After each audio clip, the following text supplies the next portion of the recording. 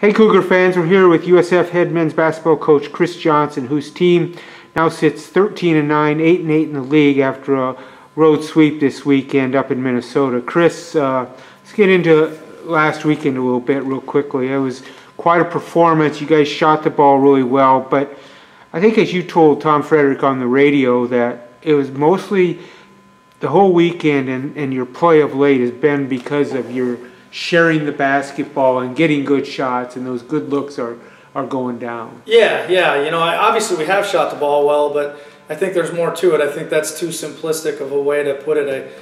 We had, was it 43 assists and only 11 turnovers this weekend. And we've just done a really nice job of sharing the ball, making the extra pass, and sometimes making the extra pass after that to get the right guy's shots. We're getting feet set, open looks from the three from our best shooters. And so you expect to make more of those. But probably the most telling part of the whole weekend is I thought we really defended well both nights. Against some really good players. We did some nice job. I thought Clint Thomas had his best weekend defensively.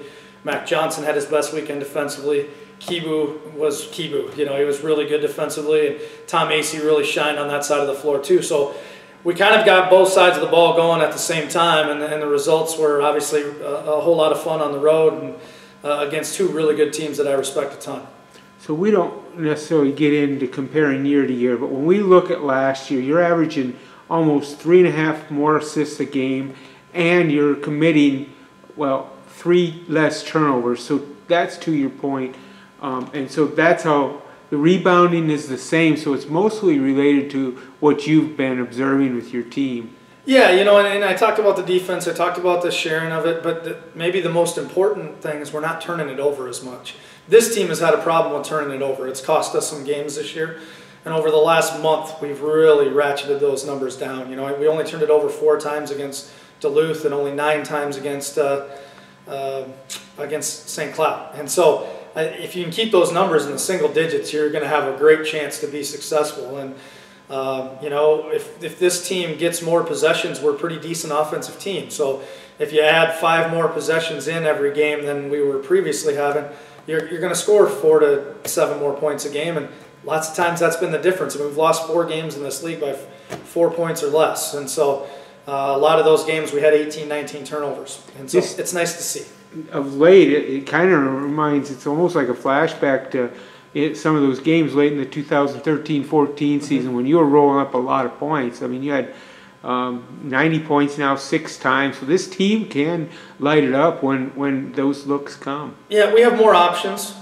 It's not even just our starters. We have, right now, we've got two big guys who've started almost all year for us coming off the bench who average in double figures. Right. I think Clint Thomas is playing his best basketball right now. Jared Mays is playing his best basketball right now. Zach Wessels is playing his best basketball. Yes. So if you say that about enough guys, you're obviously going to be playing some of your best basketball. And this weekend was probably as well as we've played since we've been in this league. And so it was nice to see. Now the challenge as a coach, because that's how I think, is how do we build on that and not just be satisfied with one weekend or 2 or 3 weekends in a row. Now we got to come home and find a way to play even better than we did last weekend.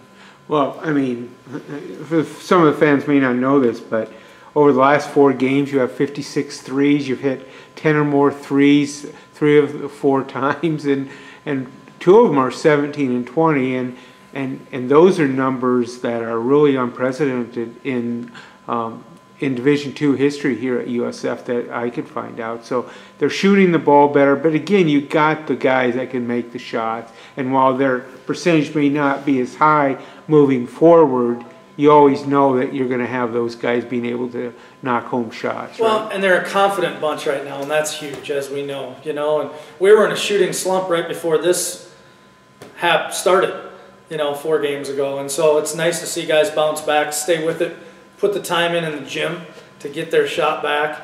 We haven't changed how we play. That's the biggest thing. I get a lot of people asking me, what are you doing differently? We're taking care of the ball, and we're sharing it better. Schemes are all still the same. And so that helps because it's not a magic play or a magic pill that all of a sudden it only works for a little bit. It's what we do, and we're just doing a better job of being who we are. Mac Johnson, in some ways, may have he didn't shoot to his ability up till the last couple of weeks, and now he's starting to light it up. And he's down at 34%. And he's a guy that's in his career here, he's shot well right around 40%, and that's where he's at now. This past weekend, he had 13 out of 23s, and for the first time, he hit back-to-back games of 6 or more. But he has those things, and then again, Clint Thomas has hit the ball, but and one thing we should make note of: Mac Johnson did go over 1,000 points, and in I think it was his 78th game here. So that's a pretty important milestone, right? Yeah, I mean, to do that when you're still a junior and you still have games to play, and to do it in the fashion that he did it. You know, he scored 49 points this weekend, but he had 11 assists. He didn't never turn the ball over. You know, he had eight rebounds. I mean, he had a great weekend. Yeah, and 3 steals on top of it. Yeah, and part of Mac's thing is, you know, percentages-wise and some of that, he's taking better shots now. And we're finding him in his sweet spots better than we were maybe a little bit earlier in the year. And sometimes, you know, they go in or they don't, you know, whether it's a good shot or not. But I've really thought he put it on himself that we were going to go up and find a way to get to this weekend, and he really kind of led the way on both sides of the ball.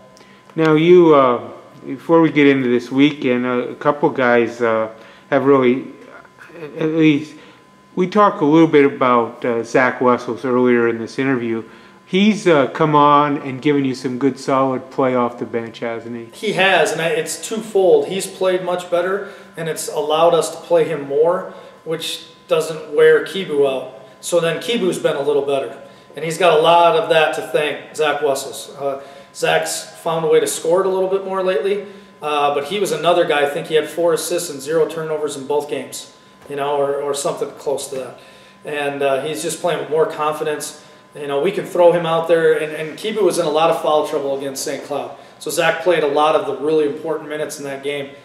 He was on the floor when we went on our big runs. And so the guys trust him, and he's worked so hard, so it's nice to see that pay off.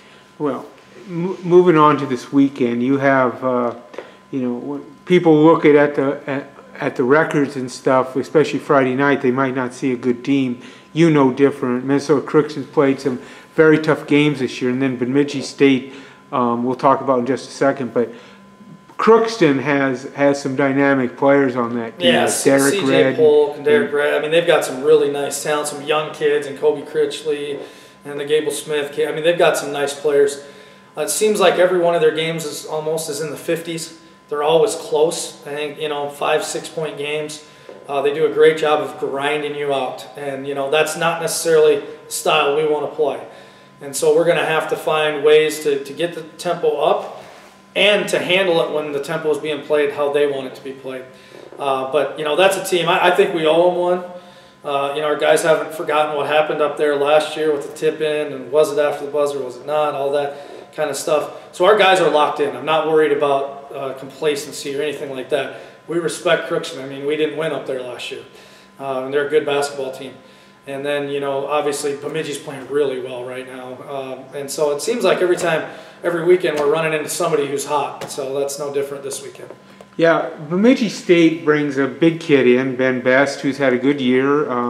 Probably going to get some all-league consideration at least. Definitely. And then they got some guards that can knock the shots down, and they've beaten some really good teams in this league. They're sitting at 500 and close to it in league play. So they will be a tough challenge on Saturday, which, by the way, is Alumni Day, which we'll talk about in just a second. So talk about Bemidji. We always have really good games with Bemidji. They're always close, hard-fought games. They were last year. They were the year before that. It was the year before that. We know that they run really good stuff offensively. A lot of ball screens, a lot of counter set plays to what they do. So they can put you in some tough spots. You know, they're coming off a win over Upper Iowa team that we know was really good. Yes. And then obviously had played Winona really tough the night before. It's a good basketball team. I think they're 7-9, 8-8, something like that in the league. We'll have to be really good on Saturday to have a chance to win. But, you know, we've talked a lot to our guys about last weekend wasn't the culmination or wasn't, you know, our goals. What we did is we put ourselves in position to attain those goals. Now we have to take advantage of it. And when you get 4 in a row at home, you've got to find a way to hold serve. and that'll be our biggest focus all year. And you know, hopefully on Saturday, like you said, at 1 o'clock, we'll have some old guys running around out there for a couple hours playing an alumni game. I can't wait to see all the guys come back and then have a chance to. It's important to me that we play well in front of those guys. Those guys are the ones that built the foundation for this program to be able to go Division II and then hopefully be able to take steps at the Division II level. And you know, you want those guys to be proud of the product you put on the floor. And I like how we're playing right now. I hope we can go ahead and do that again for these guys on Saturday night.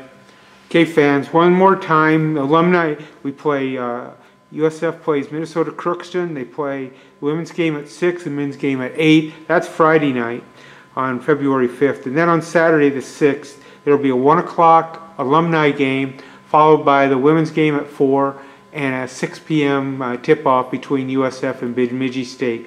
We urge you to come out, wear your purple, and be loud, and it should be a fun alumni weekend. Chris, thanks for stopping by. Thanks, Dan.